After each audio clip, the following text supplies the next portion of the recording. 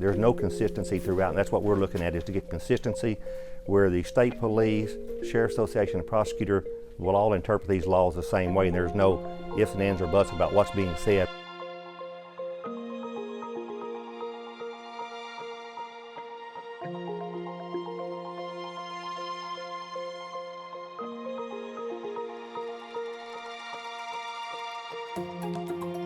We should be trying in every way we can to keep our citizens and our children away from violence of any kind, and gun violence is one of those leading causes. So I hope it's not just a guise to expand more guns.